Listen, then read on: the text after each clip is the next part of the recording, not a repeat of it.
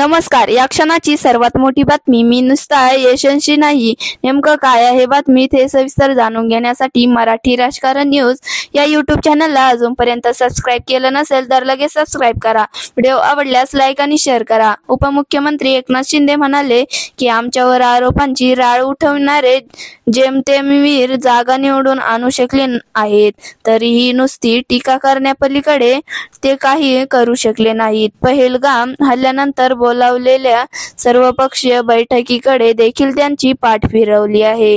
उबाटा प्रमुख तर स्वतः परदेशात गेले आहे. मला यशस्वी नाव दिले आहे, मात्र मी नुसता यशस्वी नसून महाराष्ट्रासाठी एसेन्शियल म्हणजे गरजेचं आहे असे त्यांनी सांगितले.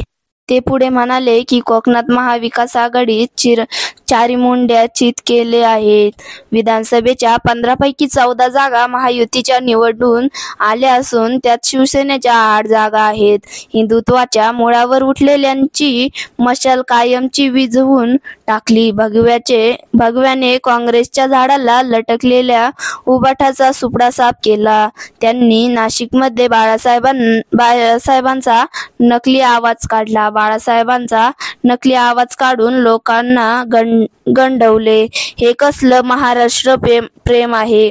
त्यांनी खुर्चीसाठी बाळासाहेबांचे विचार बदलले म्हणून मला महाराष्ट्रातील सर्वसामान्यांच्या मनातले सरकार आणावे लागले असेही ते म्हणाले. एकीकडे लोककल्याणकारी योजना तर दुसरीकडे पायाभूत सुविधांची सुधारणा यावर भर देऊन कोकणाच्या सर्वांगीण विकासासाठी महायुती सरकार कटिबद्ध आहे. येत्या काळात मुंबई गोवा महामार्ग पूर्ण करणे, मुंबई सिंधुदुर्ग ॲक्सेस कंट्रोल रस्ता तयार करणे याद्वारे कोकणाचा अधिक गतिमान विकास करण्यात येईल.